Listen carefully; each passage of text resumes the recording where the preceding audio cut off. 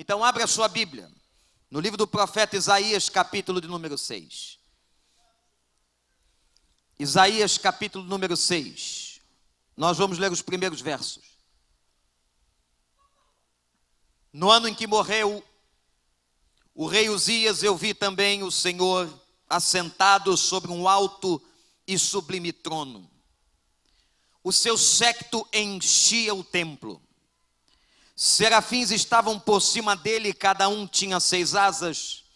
Com 2 cobriam o rosto, com 2 cobriam os pés e com 2 voavam. Clamavam uns aos outros dizendo: Santo, Santo, Santo é o Senhor dos exércitos. Toda a terra está cheia da sua glória. Os umbrais das portas se moveram à voz do que clamava e a casa se encheu de fumaça.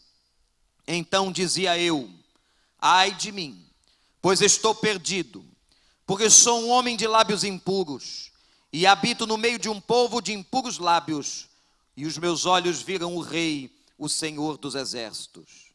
Porém, um dos serafins voou para mim, trazendo na sua mão uma brasa viva, que tirara do altar com uma tenaz.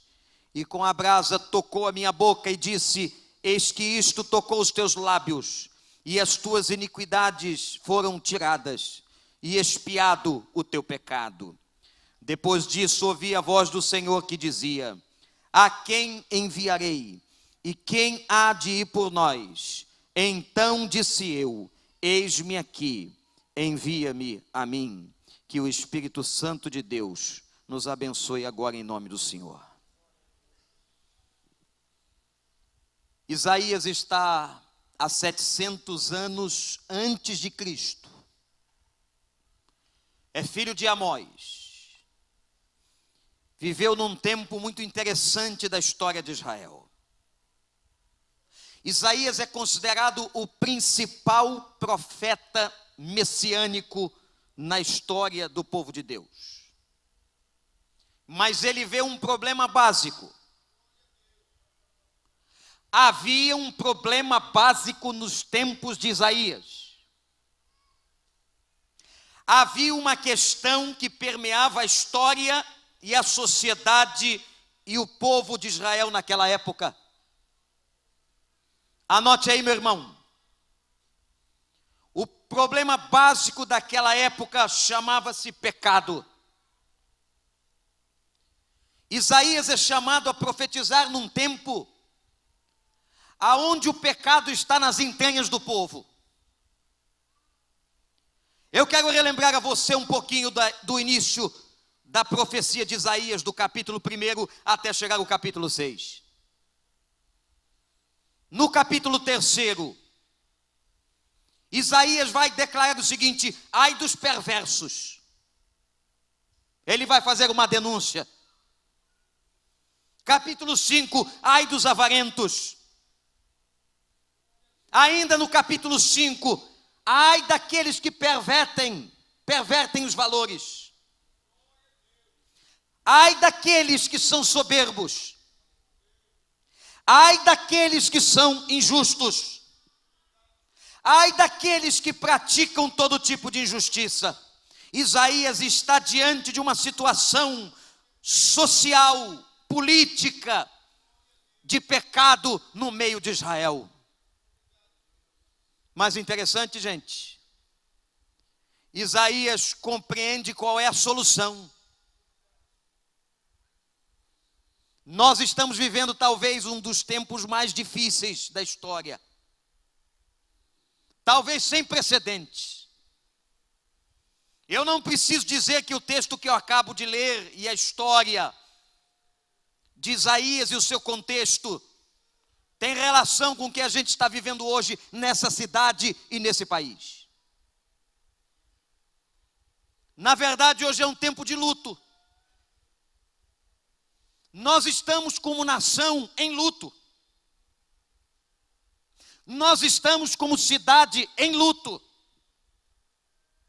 E eu vou ousar dizer uma coisa aos irmãos aqui, em nome de Deus. Nós estamos como igreja em luto. Porque a toda hora uma questão incomoda o meu coração. de que tem adiantado o pastor Jaime Soares e meus irmãos que estão aqui, profetas de Deus, de que tem adiantado nesta nação 42 milhões de evangélicos.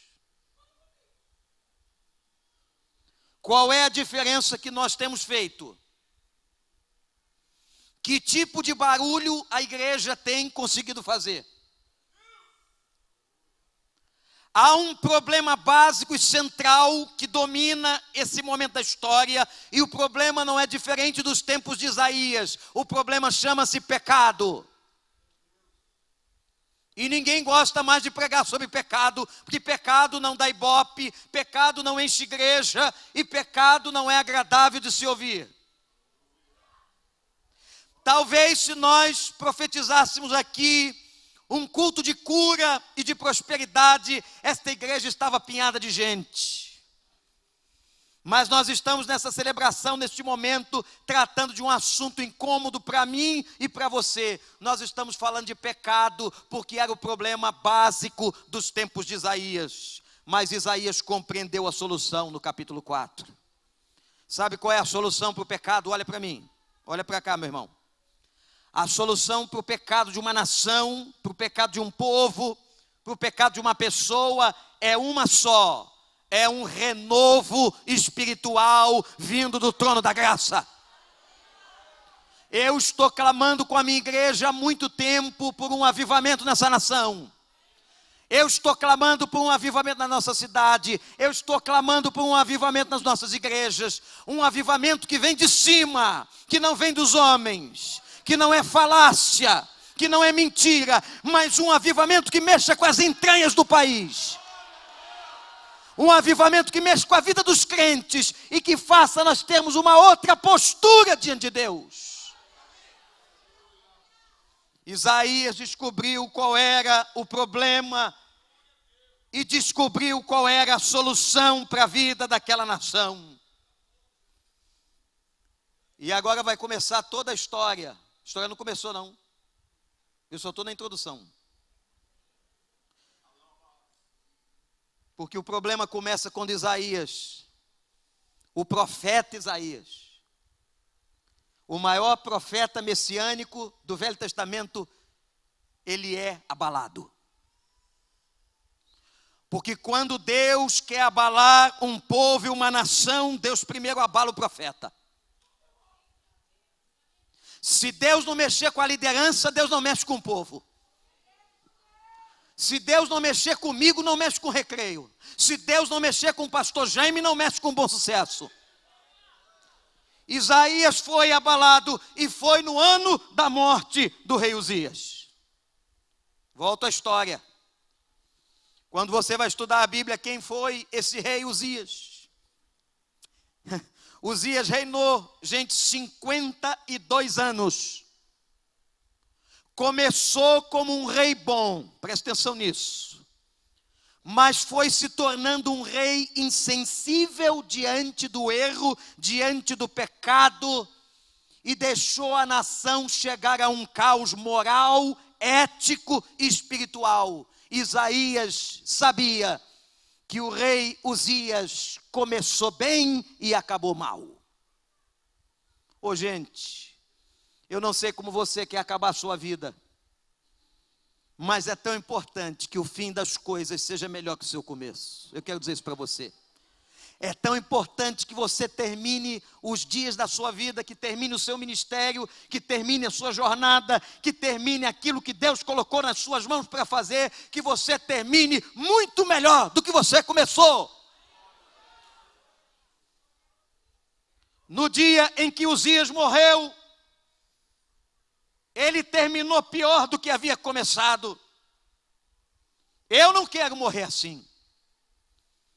Eu não quero terminar o meu ministério pior do que eu comecei. Eu não quero ser mais desacreditado do que eu fui ou do que eu sou. Eu quero ser melhor para o Senhor. Eu quero estar na presença do meu Senhor. Eu quero poder comparecer diante do meu Senhor e entregar aquilo que Ele me confiou a fazer com frutos nas minhas mãos. Isaías é abalado. E tudo na nossa vida, tudo vai começar quando você e quando eu formos abalados. E agora Deus vai dar a Isaías, no momento do seu abalo, no tempo de luto, no tempo da morte, 4 visões. Eu não sei se você consegue enxergar as 4 visões que estão no texto que a gente leu. E quando Isaías vai para o templo, ele vê, e ele tem a primeira visão, ele viu o Senhor.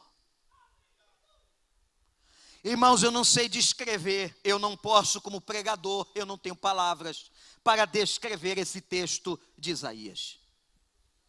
Ele diz que viu o Senhor assentado, imagina comigo, ele viu o Senhor assentado no trono, os céus abertos, as suas vestes enchiam o templo, e serafins voavam acima dele com 2 asas, e com 2 cobriam o rosto, por causa da santidade daqueles que eles contemplavam. Eles cobriam o rosto por causa da santidade de Deus, e exaltavam ao Senhor, dizendo: Santo, Santo, Santo, Santo é o Senhor dos exércitos, a terra está cheia da sua glória. O que foi que Isaías viu? Ele viu o Senhor, mas é o evangelista João, capítulo 12, que vai dizer que Isaías viu a Jesus. Ele vê aquele a quem ele profetizava, iria profetizar ao povo. Ele tem uma visão do trono, ele tem uma visão de Jesus Cristo, ele tem uma visão daquele que estava sentado. Ele experimenta a presença de Deus. Ele experimenta a santidade de Deus, ele experimenta a face de Deus, ele experimenta a comunhão com Deus, ele experimenta alguma coisa indescritível no templo, na casa do Senhor. Eu espero que nessa noite aqui você veja o Senhor. O que é que você está vendo? O que é que você está vendo? Eu me lembro conversando com um rapaz da minha igreja que é líder de uma célula. E eu perguntei para ele: o que você está vendo? Ele começou a chorar e dizer: pastor, eu não me canso de ver. Quando assisti ao amanhecer aquele homem jogando seus filhos da janela do condomínio Pedra de Itaúna, e aquelas crianças morrendo no solo, e depois eu vi ele pulando atrás.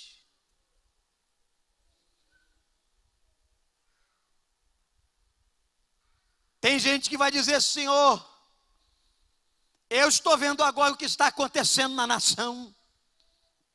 É tanta miséria, é tanta pobreza, é tanto sofrimento, é tanto desemprego. Senhor, eu estou vendo o que está acontecendo na política. Eu estou vendo o tamanho da corrupção, da mentira, da falsidade que está diante dos nossos olhos. Senhor, eu estou vendo tanta gente adoecendo, eu estou vendo pastores se suicidando, como aquele homem em Coronel Fabriciano, como aquele pastor de Campos que se enforcou na Terceira Ponte. Senhor, eu estou vendo uma igreja em crise. Senhor, eu estou vendo a necessidade e a miséria da nação. Mas o convite que eu estou te fazendo hoje, em nome de Jesus e pelo Espírito Santo, eu quero que você veja o Senhor. O que é que você está vendo? Meus irmãos, a opção de ver agora é nossa. Ou você vai ver o que está visível diante de você, você vai perder a esperança, você vai perder a fé, você vai perder a confiança nas pessoas, ou você olha para o Senhor. Esse é o momento da igreja voltar os olhos para o Senhor, elevar os olhos para cima.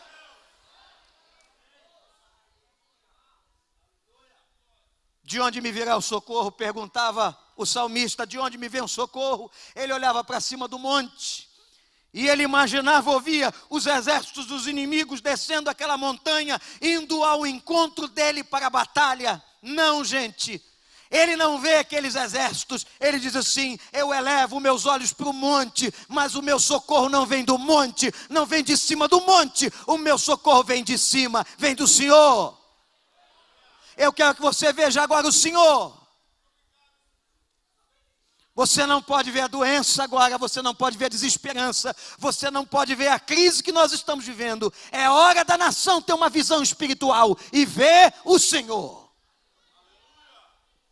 O que é que você está vendo? O que é que você está vendo? O que você estiver vendo agora determina o comportamento do seu coração. O que você estiver vendo agora vai determinar o teu humor. Acredita nisso. O que você estiver vendo agora determina a tua alegria. O que você estiver vendo agora determina o teu ânimo. O que você estiver vendo agora vai determinar como você vai acordar amanhã. É por isso que eu estou te convocando como profeta. Veja o Senhor. O Senhor te trará saúde, o Senhor restaurará o coração, o Senhor vai entrar na tua casa, o Senhor vai abençoar a tua vida, o Senhor vai restaurar a esperança. Isso só acontece se nós olharmos para o Senhor. A primeira coisa que Isaías viu foi o Senhor, e ele viu que era Deus Santo, ele viu a glória do Senhor. Ah, meus irmãos, que a glória do Senhor enche esse lugar agora. Que esse não seja mais um culto apenas celebrativo pelas vitórias da Rádio 93, mas que a glória de Deus enche esse lugar. Enche a sua vida e a sua casa. Segunda coisa que Isaías viu. Ele viu o seu desespero. A segunda visão é o desespero da sua condição. E aqui tem um detalhe, a Bíblia é maravilhosa, tem que ser estudada e entendida. Até o capítulo 5, olha que interessante, até o capítulo 5, Isaías pregava: ai de vós perversos, ai de vós homens maus, ai de vós injustos, ai de vós, mas no capítulo 6 ele diz: ai de mim. A segunda visão de Isaías é que estava perdido. Eu estou perdido, Senhor. Eu sou um homem de lábios impuros. Vivo no meio de um pecado de um povo de lábios impuros. E eu vou morrer. Por que Isaías pensa que vai morrer? Porque ninguém consegue fazer o contraste entre a santidade de Deus e a maldade do homem. Meus irmãos, ele viu o seu pecado, ele fecha o diagnóstico. O diagnóstico de Isaías é espiritual, é da sua vida. Ele começa a entender que ele era profeta, mas não era diferente. Ele não era diferente daquele povo, não era diferente daquela nação. Ele não era melhor, ele não era especial. Apesar de ser profeta, ele disse: ai de mim. Eu acho que agora a gente tem que ir para o joelho, se vestir de saco e cinzas, se nós queremos ver cura na nação. E olha, meus irmãos, é a mesma coisa, é o mesmo sentimento de Neemias, quando na sua oração ele disse: eu e a casa de meu pai pecamos. A gente costuma botar o dedo em cada notícia, em cada momento, e apontar, e como é fácil apontar o pecado dos outros. Mas eu quero convidar a cada um de nós que nós possamos apontar o pecado que nós temos praticado diante do Senhor. O problema dessa nação também é nosso. O problema da nossa leviandade, a leviandade da igreja. Às vezes que a igreja faz alianças com o inferno. Às vezes que a igreja flerta no território de Satanás. Às vezes que nós perdemos autoridade. E nós perdemos autoridade quando a nossa pregação fica inócua e nós começamos a ser incoerentes. Não adianta pregarmos ao outro se não pregarmos a nós mesmos no espelho. Não adianta se nós pregarmos ao outro e não dobrarmos os joelhos e dizermos na nossa casa: Pai, eu pequei contra ti.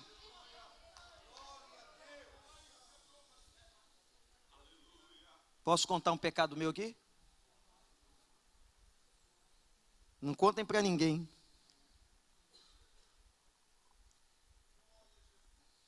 Pregador,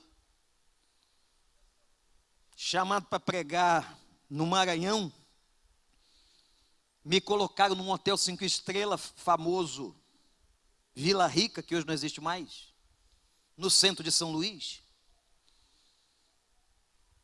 E eu não sei se eu dei um azar danado, mas estavam todos os prefeitos das capitais ali.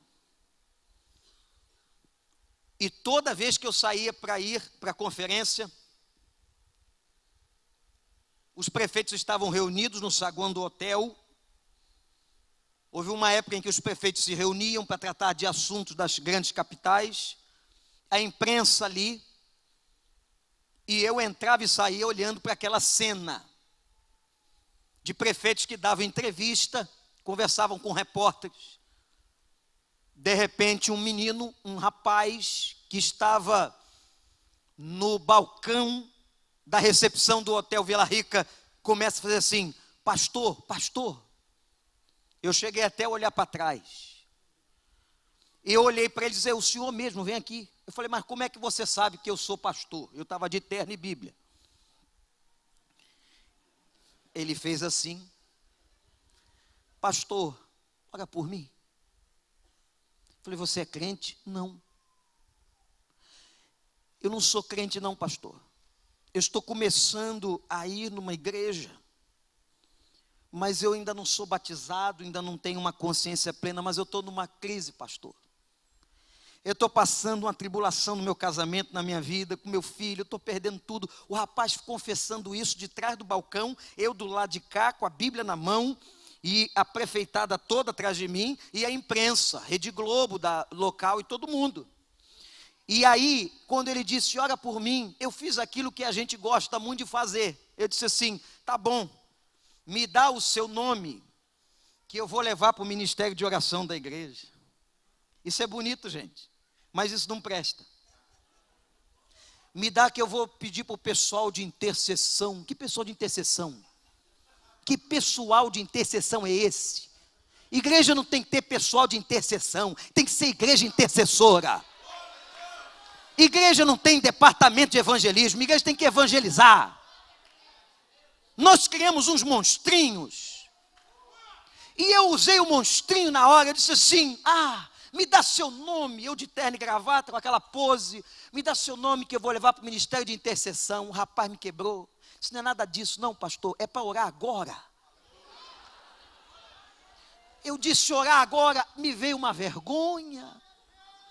Eu, com vergonha da imprensa, com vergonha dos prefeitos que estavam ali, eu comecei a titubear. Aí ele disse assim: pastor, não titubeia não, porque essa semana passada veio um pastor aqui para o hotel, eu pedi para ele orar pela minha vida, ele não orou. De noite, pastor, o quarto dele começou a pegar fogo. Eu falei: então, senhor, abençoa a vida desse rapaz.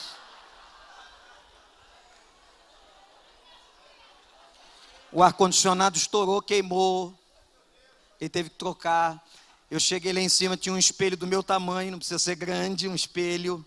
Olhei para o espelho e falei: você não vale nada.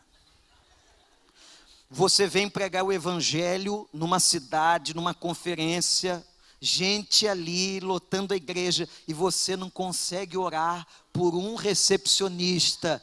Eu não valho nada. Você vale alguma coisa? O que é que nós valemos? Meus irmãos, a gente está andando de sapato alto na igreja. A gente está andando com uma empáfia, com uma coisa esquisita dentro de nós, que Deus não pode abençoar, porque a Bíblia diz que Deus só dá graça a quem é humilde. Ele rejeita. A Bíblia diz que a única pessoa que Deus rejeita na Bíblia é soberbo. Que Deus arranque de nós, crentes nessa nação, a soberba. Isaías viu a sua miséria. Eu sou um homem de lábios impuros. Você tem coragem de dizer isso? Não está satisfeito? Eu conto outro pecado meu. Agora lá em New Jersey, pastor. Muitos anos atrás, acho que pode ir, 1900 e acho que foi 95. convidado para pregar, doutor Harold, em Nova York. Olha, eu estava acostumado a ir em Nova Iguaçu, Nova Ipanema, mas Nova York, gente, lá foi ele. Prepara o melhor sermão que você tem. Vamos lá. Bota a melhor roupa e vai pregar em Nova York, primeira vez.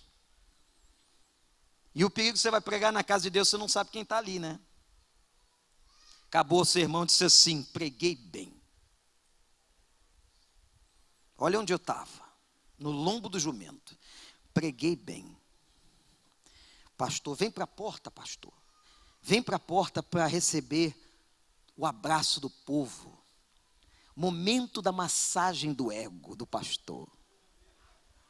Todo mundo dizendo para você: mas que sermão, mas que coisa, humilha até o pastor da igreja. Volta sempre. Há muito tempo eu não ouço um sermão assim. Olha, o senhor tem uma unção como eu nunca vi. Do lado do pastor dele. Tinha uma senhora na fila dos cumprimentos com cara feia. Eu disse: não gostou. Não gostou do sermão. Ela foi caminhando para mim e disse assim: o senhor vai pregar de noite? O vaso cheio de orgulho disse: vou pregar de noite. Quase que eu perguntei assim: gostou da ideia? Ela disse: vai para casa e lava a xícara. Eu já bebi o café, mas eu quero beber de noite, e eu só posso beber café em xícara limpa. Aquela mulher não sabe e nunca soube o que ela estava dizendo, mas eu sabia o que eu estava ouvindo. Eu sabia. Eu fui para o quarto e comecei a chorar. O pastor saudoso João Falcão Sobrinho ouviu eu contar essa história na Ordem de Pastores Batistas do Rio de Janeiro e escreveu a história no Jornal Batista Brasileiro. O dia em que uma pessoa de Deus pressentiu espiritualmente e viu, e me mandou lavar minha xícara.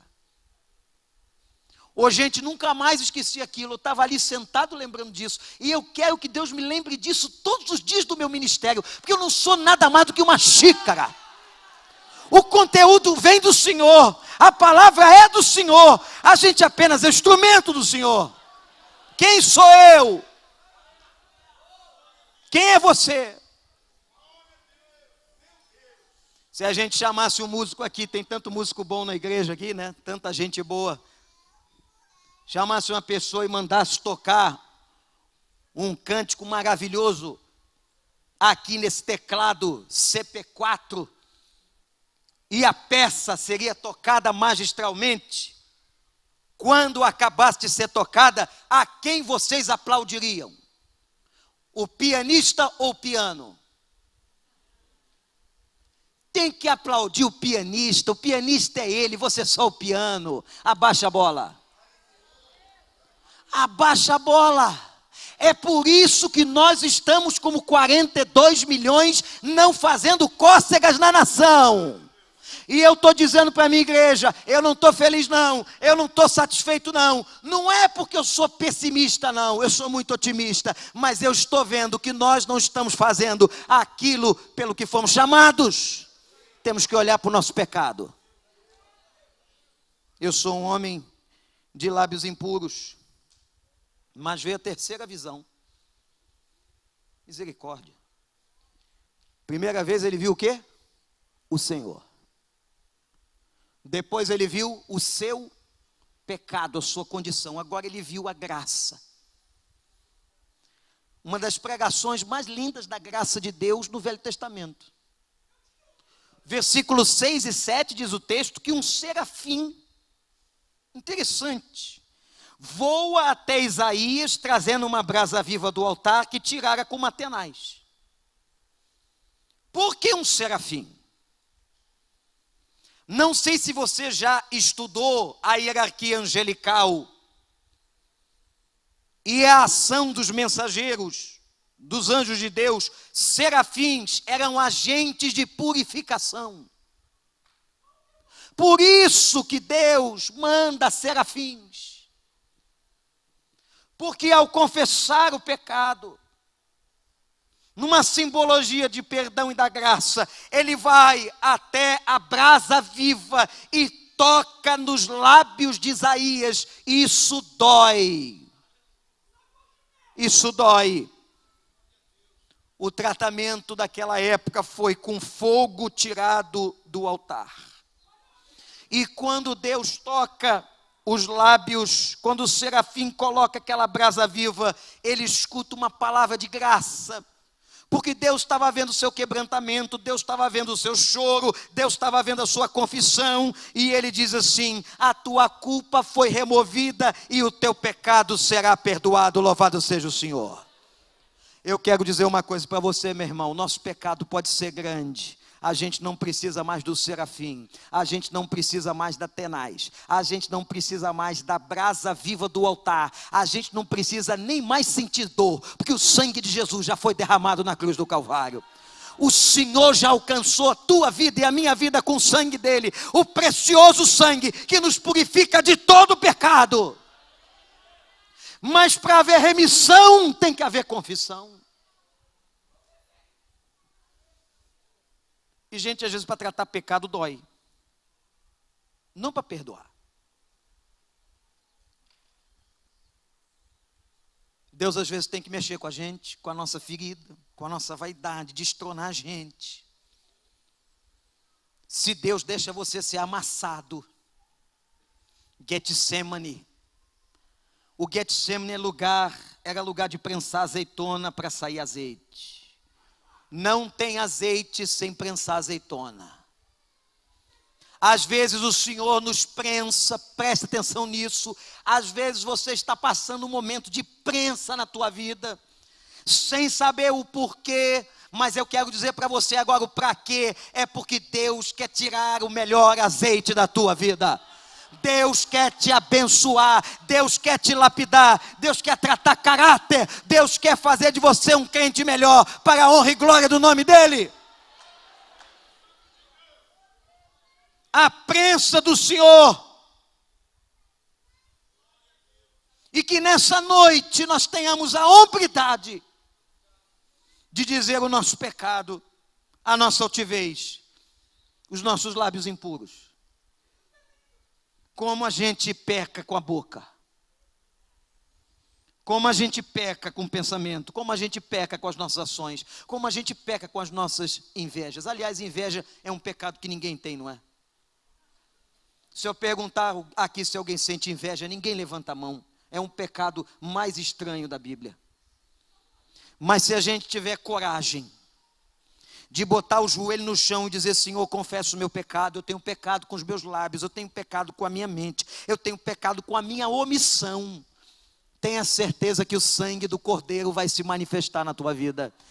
A tua iniquidade será tirada e o teu pecado será perdoado. Louvado seja o nome de Deus.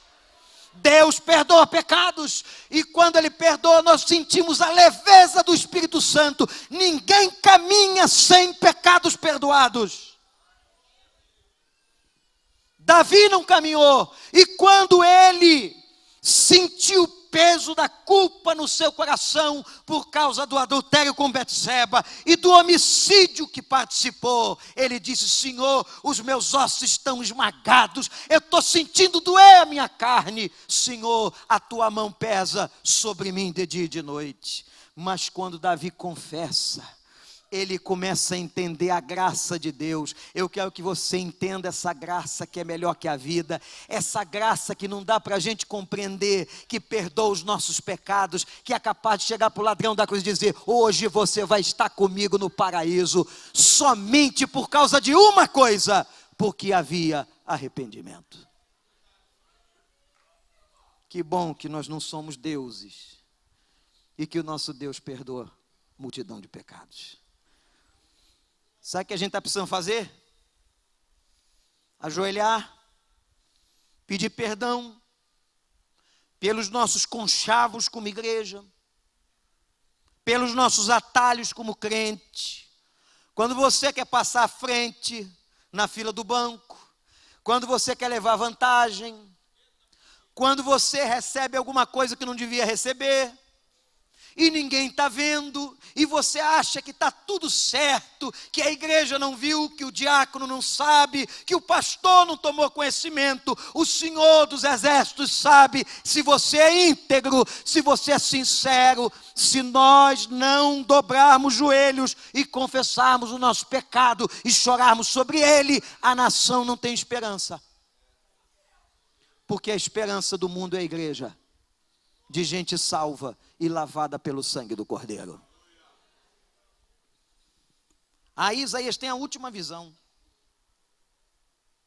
Isaías, depois de ver tudo que viu, ele viu Deus chorando. Ué. Eu olho poeticamente para esse texto e vejo Deus chorando. Quem eu enviarei? Quem vai falar para essa nação? Quem vai chegar ao pecador? Quem vai alcançar o coração partido? Quem vai entrar naquela casa destroçada? Quem vai chegar naquela família que está pensando em suicídio? Quem? A quem enviarei? Agora, Isaías diz assim: eu estou aqui, Senhor. Mas ele só pôde dizer que estava ali porque ele foi para o altar, porque ele confessou, porque ele parou de dizer ai de vós e começou a dizer ai de mim. Meu irmão, isso é avivamento.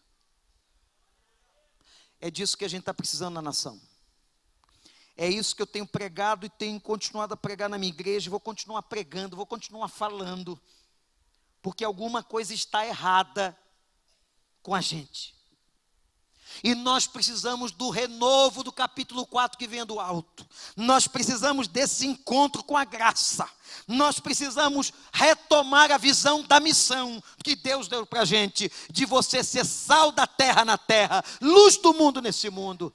E eu tenho certeza que quando a luz chegar, as trevas serão dissipadas.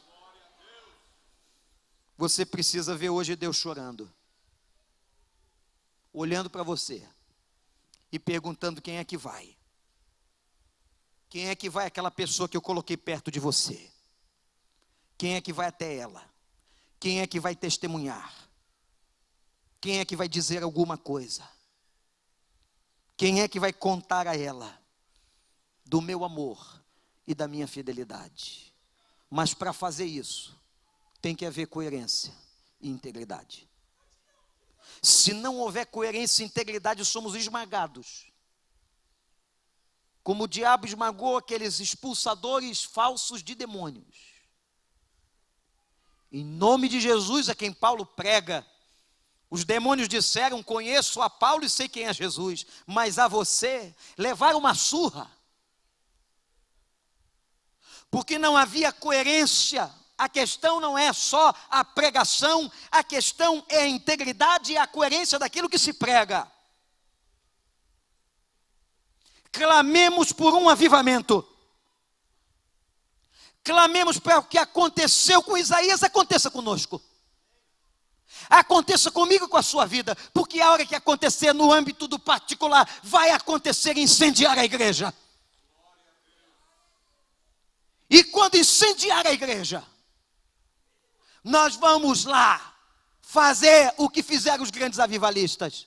Nós vamos ver o índice de desenvolvimento humano mudar. Nós vamos ver uma agricultura produzir do solo coisas que nunca viu. Nós vamos ver as cadeias vazias. Vocês estavam vendo aquela história da Chapecoense? Aquele negócio triste, gente. Que negócio triste. A maior história de acidente com um time de futebol, todo mundo chorando. Mas tem uma coisa que me chamou a atenção: há 20, 30 anos atrás, sabe como aquela cidade era conhecida? Medellín, como a cidade principal do cartel. A cidade, uma das principais de Pablo Escobar, traficante. Aquela cidade era um terror, ninguém queria fazer turismo ali. sempre foi grande, como chegar lá? Aí você olha para aquele estádio e vê aquele povo todo. Eu só não sei se você sabe parte da história. Sabe o que aconteceu em Medellín? Um grande avivamento de Deus tem acontecido naquela cidade. Quem conhece a Colômbia e sabe o que Deus tem feito ali, é um grande avivamento. Tinha muito crente naquele estádio. Deus está fazendo um mover tremendo naquele país e naquela cidade. É por isso que nós vimos o testemunho que nós vimos. Não é mais a terra e o lugar do cartel, é o lugar agora de muitas igrejas que estão explodindo para a glória de Deus, que crentes estão de joelhos, que gente está adorando o Senhor. É por isso que você vê transformação naquela cidade, e transformação só vem quando há transformação de essência. Só assim Isaías viu. Se Isaías foi um grande profeta até o capítulo 6, agora ele é profeta altíssimo do Senhor. E sabe como começou? Quando ele disse assim: ai de mim.